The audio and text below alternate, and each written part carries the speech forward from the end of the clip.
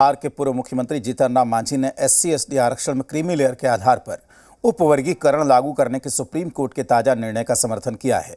मांझी ने कहा कि अगर सरकार इसे लागू नहीं करती है तो इस मुद्दे पर पटना के गांधी मैदान में रैली आयोजित की जाएगी। उन्होंने कहा कि SC/ST आरक्षण में जो जातियां आरक्षण के लाभ से वंचित हैं उन्हें आरक्षण में उपवर्गीकरण कर लाभ दिया जाना चाहिए। केंद्रीय मंत्री जीतन राम मांझी आरक्षण को लेकर अलग राग अलाप रहे हैं। आरक्षण कोटा में कोटा का समर्थन कर रहे मांझी अब बड़ी तैयारी के मूड में हैं। उन्होंने कहा कि आज़ादी के 78 साल बाद भी संपन्न दलित ही 95% नौकरी और तमाम सुविधाओं का लाभ ले रहे हैं और SC/ST की जातियां आरक्षण के लाभ से वंचित हैं।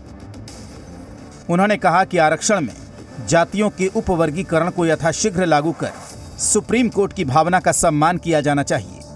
उन्होंने ये भी कहा कि संपन्न दलित ये झूठ फैला रहे हैं कि आरक्षण खत्म करने की साजिश हो रही है। मांझी ने कहा कि इसे लागू करने के लिए दबाव बनाने को लेकर गांधी मैदान में रैली की जाएगी। तक जो आज बंद का नारा दिया है सब स्वार्थी है और मैं कल ही 18 जातियों का एक बैठक करके आया था। हम लोगों से मना किया कि सुप्रीम कोर्ट ने जो आदेश दिया है कि वर्गीकरण होना चाहिए तो वर्गीकरण होना चाहिए।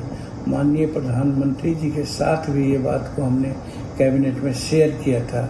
इसलिए आज का बंद उन लोगों का अनैतिक है। जीतन राम मांझी के इस बयान पर RJD ने प्रतिक्रिया दी है। RJD ने कहा कि आरक्षण की व्यवस्था में वर्गीकरण का कोई आधार नहीं है। वर्गीकरण का जो समर्थन कर रहे हैं वो कहीं न कहीं आरक्षण को पिछले दरवाजे से समाप्त करने की सोच रहे हैं। आरक्षण की व्यवस्था में वर्गीकरण का कोई आधार नहीं है। वर्गीकरण का जो लोग पक्षधर हैं वो कहीं ना कहीं आरक्षण को पिछले दरवाजे से समाप्त करने की जो सोच केंद्र की सरकार की है उस सोच के पक्षधर हैं। इधर कांग्रेस ने भी मांझी के बयान पर निशाना साधा है।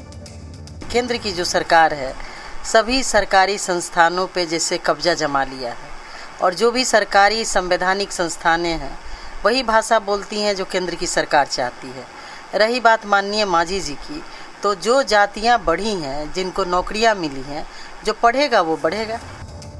आरक्षण कोटा में कोटा को लेकर मांझी के बयान पर विपक्ष हमलावर है तो सत्ता पक्ष ने चुप्पी साध ली है। देखना है कि मांझी के बयान में धार कितनी है। सन्नी, जी मीडिया, पटना।